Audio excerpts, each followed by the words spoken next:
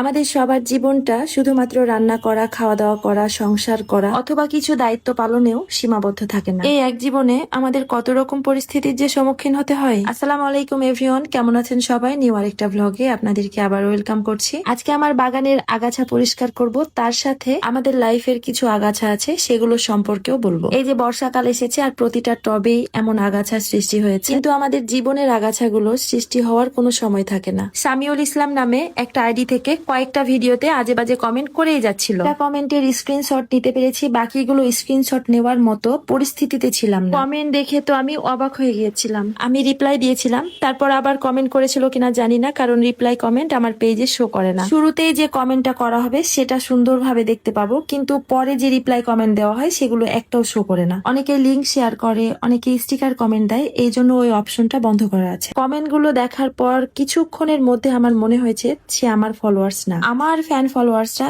এমন কমেন্ট কিছুতেই করবে না। আমার নিজের আত্মীয়র মধ্যে কেউ একজন এই কমেন্টটা করেছে। তারপরে মনে হলো, স্টেপ নিলাম যে যা হোক তাকে খুঁজে বের করা দরকার। এই এআই এর যুগে লক্ষ লক্ষ টাকা ব্যাংক থেকে উঠিয়ে নেওয়া হচ্ছে। অনলাইন জগতে এমন কোনো কাজ নেই যে যেটা সম্ভব না, এমন কোনো কাজ নেই। এমনি এমনি হাজার হাজার লক্ষ লক্ষ কন্টেন্ট ক্রিয়েটর টিকে আছে। এতটাই সহজ ভাবেন সবকিছু? বাজে কমেন্ট অনেকের ভিডিওতেই থাকে, তারা এটাকে গুরুত্ব দেয় না, তারা এটা দেখেও না। কিন্তু ধরে ধরে স্টেপ নিলে কি সম্ভব না? অবশ্যই সম্ভব, কিন্তু তাদের এত সময় নেই। তাদের মেইন ফোকাস হচ্ছে তারা ভিডিও করবে, আর এই সময় এসে আপনাকে যে খুঁজে বের করা সম্ভব হবে না, এই চিন্তা করাটাও ভুল। খুঁজে বের করার জন্য ব্যবস্থা নিতে শুরু করলাম। এরপর আমি একটা কমেন্ট করি, তার কিছুক্ষণের মধ্যে দেখি সমস্ত কমেন্ট, আইডি সবকিছু ভ্যানিশ হয়ে গেছে। সবকিছু সে ডিলিট করে দিয়েছে। সে ফেক আইডিটাকে ডিলিট করেছে, ভালো কথা, কিন্তু কমেন্ট গুলো যদি ডিলিট না করতো তাহলে কিন্তু তার একটা ব্যবস্থা হয়ে যেত। সবকিছুই ডিলিট করে দিয়েছে, মানে ধরার পর্যায়ে এর মধ্যেই সবকিছু ডিলিট করে ফেলেছে। আসলে সবচেয়ে বড় কথা কি জানেন, যখন নিজের আত্মীয় স্বজন, নিজের মানুষগুলো যখন এমন কিছু করে, তখন আসলে কোনো কিছু মেনে নেওয়া যায় না। এই কমেন্টের অনেক কিছু দেখে আমি প্রমাণ পেয়েছি কমেন্টটা কে করেছে বা কারা করেছে। আমি তাদেরকে একটা মেসেজ দিতে চাই যে এইভাবে ভীরু কাপুরুষের মতো বাইরে থেকে লুকিয়ে লুকিয়ে কমেন্ট করে নিজেকে ছোট এবং নিচু বানানো ছাড়া আর কিছু না। কমেন্ট করার যখন সাহস হয়েছে, কমেন্টটাকে শো করে রাখারও সাহসের দরকার ছিল। কত বড় দরের চাকরি করেন আপনি, কমেন্ট ডিলিট করলেন কেন?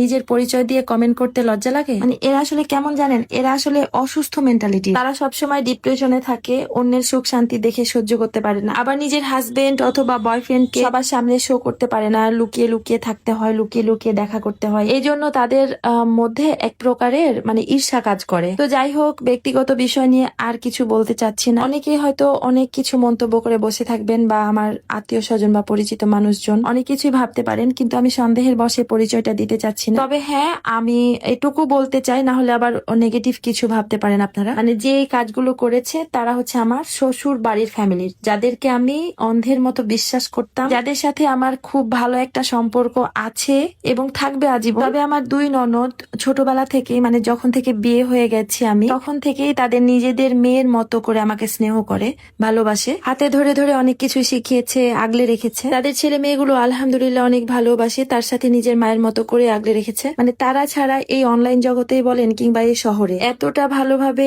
এতটা নিরাপত্তার সাথে জীবনযাপন করতে পারতাম না। সবসময় তারা আমার সাথে আছে, থাকবে নিজের ছেলের মতো। সবসময় তাদের জন্য দোয়া করি, তারা যেন ভালো থাকে, আর আমাদের জন্য সবাই দোয়া করবেন। আর ব্যাড কমেন্টকে কখনোই প্রশ্রয় দিবেন না, কারণ এখনকার যুগে সবকিছুই করা সম্ভব। সবকিছু কোনোভাবেই ছাড় দিবেন না। যত ছাড় দিবেন, যত ইগনোর করবেন, তত আপনাকে চেপে বসবে। কারণ এখনকার এই সময় যেখানে একটা ফেক অ্যাকাউন্ট খোলাই অপরাধ, সেখানে ফেক অ্যাকাউন্ট খুলে আপনাকে বাজে মন্তব্য করছে, তার সাথে হ্যারাসমেন্টও করছে। সাইবার রিলেটেড কোনো প্রকার কোনো ক্রাইমেই এখন ছাড় দেওয়া হয় না। তো যাই হোক, অনেক কথাই বললাম, অনেক কিছু বললাম, ব্যক্তিগত জীবন নিয়েও কিছু বললাম। আলহামদুলিল্লাহ এখন আমরা অনেক ভালো আছি।